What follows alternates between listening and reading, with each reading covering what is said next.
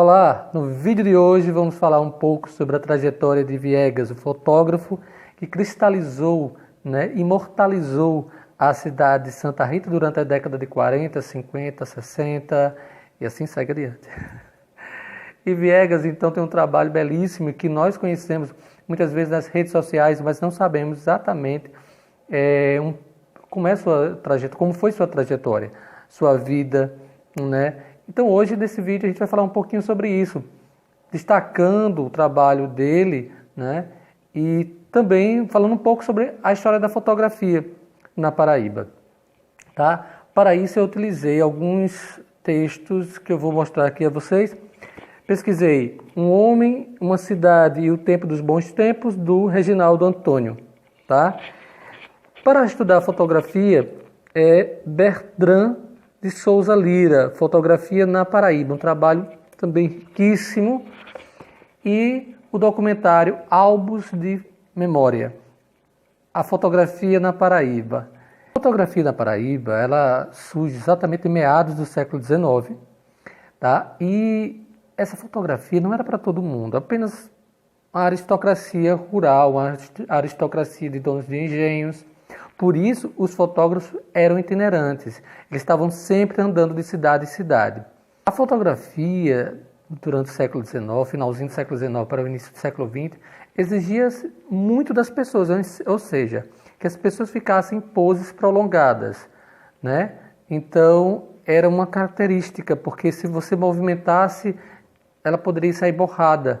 Em 1880, foi feitas as ferrovias que ligavam a capital. Ou seja, várias cidades estavam ligadas à capital, o que facilitava o deslocamento, tanto dos fotógrafos quanto também de pessoas. Mas os fotógrafos vão se fixar na capital, que não era João Pessoa ainda, né, era Paraíba, só depois, no iníciozinho do século XX. Em 1911, João Pessoa passa pelo processo de abastecimento de água e, durante o governo de Francisco Camilo de Holanda, vai passar por várias transformações urbanísticas, né? E isso atrai também os fotógrafos que vão fotografar a cidade, não só pessoas, mas agora a cidade, também as paisagens, e vão vendê-las como fossem cartão postais, rudimentares, né? E como, por exemplo, o Valfredo Rodrigues, né? Que ficou muito conhecido na Paraíba e no Brasil em todo. Em 1917, ele já era proprietário da Casa Rodrigues, essa daí que fica na Maciel Pinheiro, que é um luxo essa casa, né? Então ele já era dono dessa casa, a maior casa dali da Maciel Pinheiro, né? Através do trabalho de fotografia. Durante o século XX, a gente também vai ter a publicação da revista Era Nova.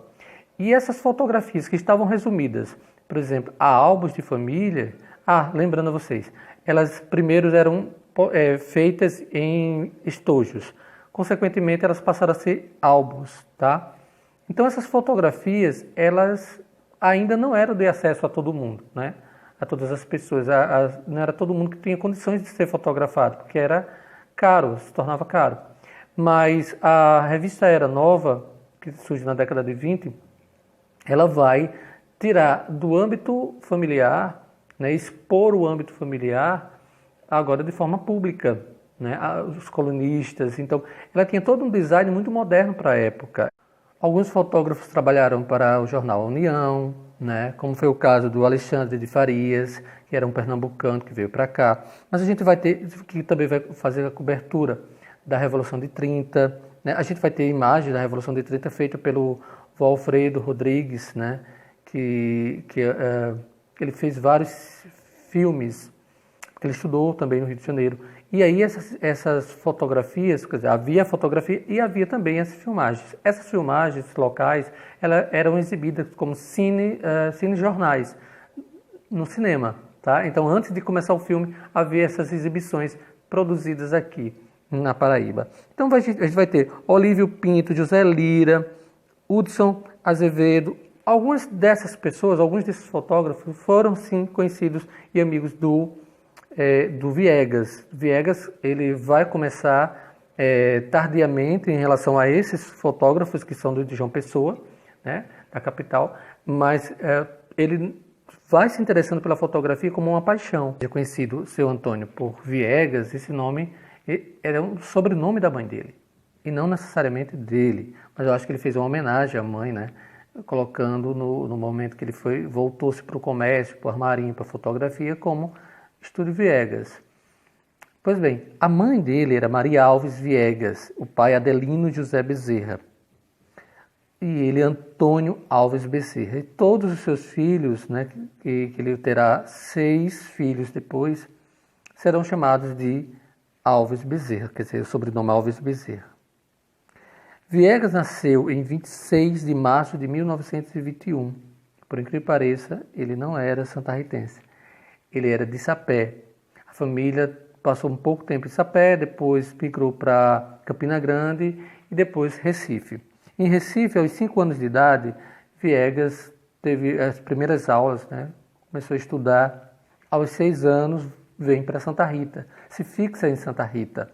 Isso aconteceu em 1927.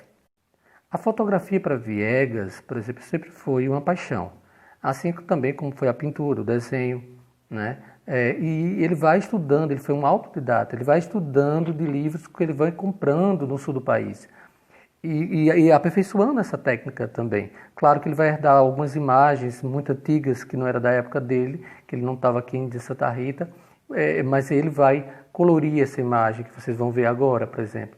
E ele vai dar todo um toque. Para vocês terem noção, Viegas trabalhou com vários políticos, assim, trabalhando, cobrindo, né, as obras que eram feitas em Santa Rita, em algum governo ou outro, mas também foi chamado para registrar a presença do candidato Juscelino Kubitschek aqui em Santa Rita, tá? E depois Juscelino gostou tanto do trabalho dele que chamou para fazer a cobertura da sua posse. E ele recusou, mas depois Juscelino, 3 anos depois, mandou um bilhete escrito a punho, né, à mão, e do próprio punho. E manda também todo um documento falando do seu governo, para ele, que ele tem até hoje. Tá? Então, assim, as imagens que nós temos em Santa Rita, boa parte é do Estúdio Viegas. Viegas, por que ele fotografava tanto a cidade? Como eu já falei aqui, devido aos cartões postais, era vendido como cartões postais. Viegas registrou vários movimentos culturais aqui em Santa Rita, como os carnavais que ele adorava tanto, e que saíam em alguns blogs também. O senhor Viegas teve 6 filhos, Adelino, Aracilda, Altair, Adeilde, Alberto e Antônio. 6 filhos, todos eles não têm o nome Viegas, mas o nome Viegas ficou imortalizado na história da cidade. Em 1944, a gente quase perde o Viegas para a guerra. Pois é, ele estava no exército e foi convocado também desde 43, ele foi convocado para fazer parte dos pracinhas.